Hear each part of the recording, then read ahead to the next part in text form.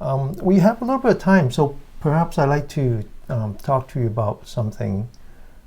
First of all, I think there's often a confusion about mindfulness in the sense that in the West, especially in America, we often think of mindfulness as a destiny as opposed to it being just the first step of a long journey. Because people like to build a brand, so they have mindfulness meditation as if it is different from Vipassana meditation, and as is different from Zen meditation, where in fact they are, you can't, they're not mutually exclusive. So I like to think of mindfulness just like checking your purse, checking your backpack when you travel. Very often when we travel, we say, well, beware of the pickpocket. And of course, me being who I am, I said, no, that's never going to happen to me. I'm so experienced in traveling. And of course, during the summer when I was in Italy, in the last day, I was pickpocketed.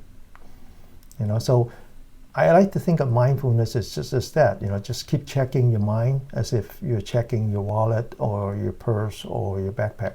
If you don't even know your mind is, then how do we begin that long journey of spiritual practice?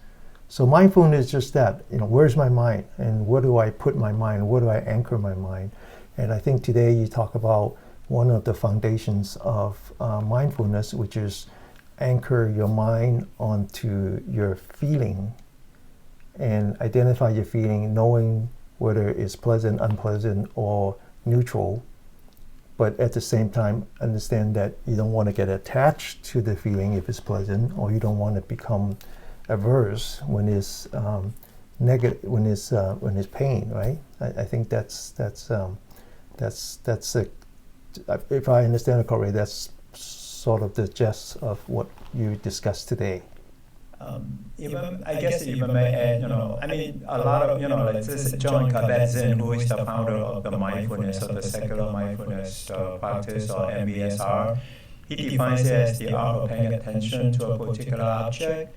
But let's say when we are on the road, when we are on the go, then simply just being aware of your surrounding, being aware of what's going on in your body by bringing that awareness to the breath.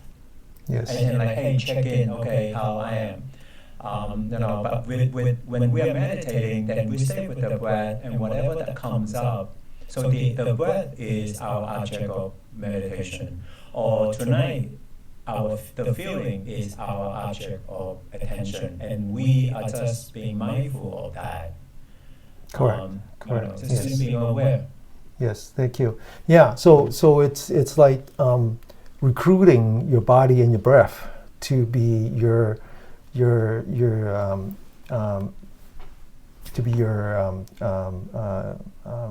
team. So often we're not aware of a body, we're not aware of a breath, and as we practice mindfulness meditation, we become very sensitive to a breath and very sensitive to any change in a body when certain feeling arises, and that they become like the precursor. And so, sometimes we get upset, and we could be upset for days without really knowing, how to resolve the conflict.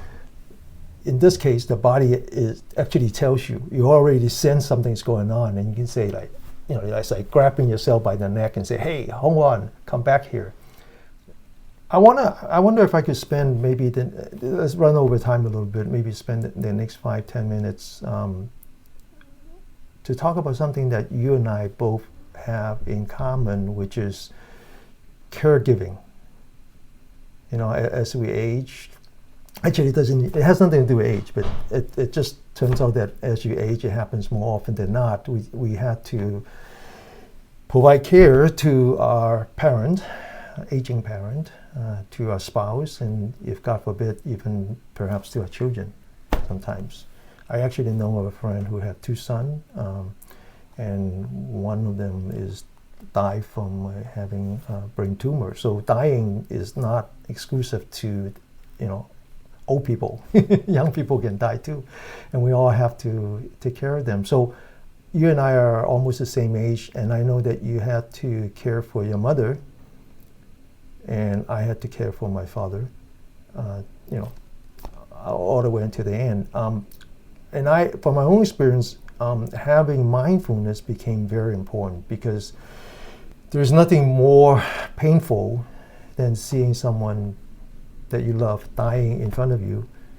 So when we talk about attachment, craving, right? That's number one. We don't want that. We want them to be well, and as if we could actually make them live forever.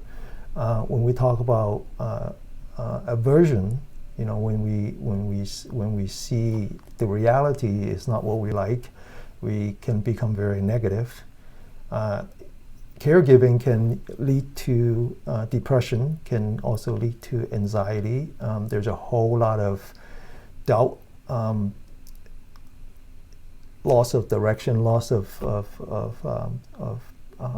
in that process. I wonder if you could talk a little bit about that from your own experience, and how I know you were a monk already when you had to deal with your mother's death, right? Not so much with your father's death, but definitely with your mother's death. So you had that mindfulness training. How does mindfulness factor into caregiving? What helped me at the time when my siblings and I had to deal with had to support my mother was that I guess the first thing that I understood and had to accept that we all, one day will die.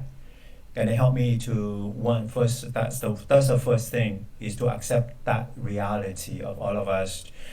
And when that going back to 2015, when we get the news that my mom had bladder cancer, and she was 73, and it helped us to say, at least we were given the signal, right? Hey, this was the first sign of her slowly dying process, but it took 5 years. At times it was difficult, but I was just mindful of that. I did not react to it. I did not cry, just because one, I understood the process of any human, and being aware of that, I did what I could to support her. I lived with my mom, and my siblings took turns to take her to the doctor, and I still visit the prisons at the same time. We had 3 bedrooms, and I left the light in the hallway on, especially near the end of her life, and I was able to be with her, and not feeling sad. I mean, I felt a bit of sadness, but I did not ask why this or that. I did not question. I fully accepted. I felt a bit of sadness, because this is the reality of life for each one of us. That's how I apply the mindfulness, and also being aware of my feeling and emotion. Yeah. So Yan Cheng had a comment, and she said, I appreciate this topic, caring for my father with Alzheimer and trying not to let it consume me. Yeah, that's exactly what happened to me. My father was suffering from dementia, among other things. Dying with dementia is a very, very complicated process. It's the opposite of what you just described, where from the beginning what would be the most likely cause of death. Right? Your mother had bladder cancer, so all you're seeing is degenerating. But in the case of dementia or Alzheimer specifically, it's not so clear, because you don't even, in the beginning, it's not even clear that the person has a problem with cognitions or memory or motor functions. So it can be very complicated because a lot of the emotions will come up. You mentioned siblings. A lot of times the stress comes from just interaction with siblings, either because they have different religion, they want to approach problems differently, or they have different ability to accept the reality, which is that in my case, my father no longer recognizes us. He doesn't recognize us. So he think of us, he recognized a face, he recognized that we are there all the time. So he basically associates us as the caregivers, as the professional caregivers, workers. But in his mind, his family had abandoned him.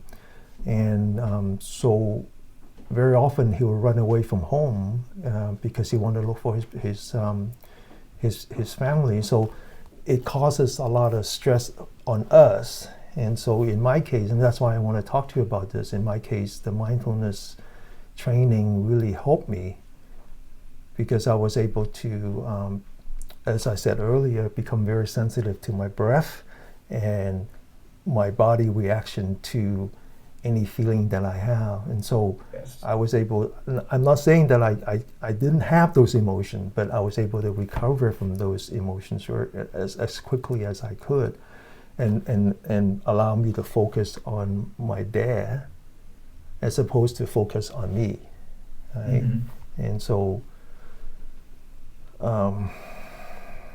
yeah. So anyway, I guess the reason I said that is that sometimes I want people to be motivated in learning meditation. And so I try to find all different ways why you want to do this, why mindfulness, even though mindfulness is just the first step in that long spiritual journey, and how you could really see the immediate benefit of mindfulness, whether it is about your health, both physical health and mental health. It's about having competitive advantage at your workplace. It's the same thing if you were a leader in your team and you're trying to figure out how to